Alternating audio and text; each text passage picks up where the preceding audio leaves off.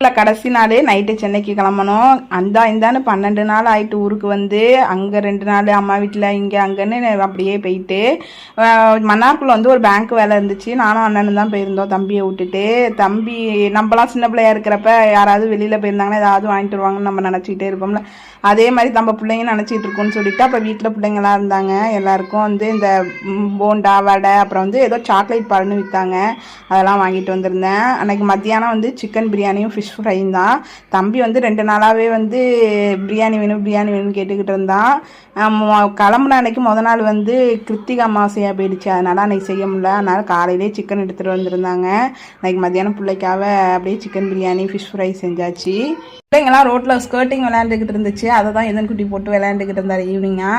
நான் யூஸ்வலாக வந்து நம்ம பேக்கிங் அப்படிங்கிறது துணிமணியெல்லாம் இருக்காது. இந்த தேங்காய் மாங்காய் அப்புறம் வத்தல் மிளகாத்தூள் பிள்ளைக்கு நாட்டு முட்டை இப்படி தான் எப்பயுமே எடுத்துகிட்டு போவேன். பலாப்பழம் வந்து பக்கத்தில் சென்னையில் உள்ளவங்களாம் வந்து லைக் பண்ணுவாங்க. அதனால் பலாப்பழம் 3 எடுத்துக்கிட்டு போயிருந்தேன். எப்பயுமே ட்ரெயினில் டிக்கெட் போட்டு தான் போவேன்.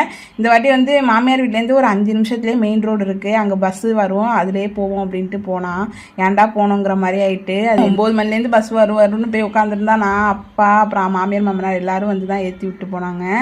அது 10 மணிக்கு தான் வந்துச்சு. அதுக்கப்புறம் வந்து சென்னை ரீச் ஆகிட்டோம்.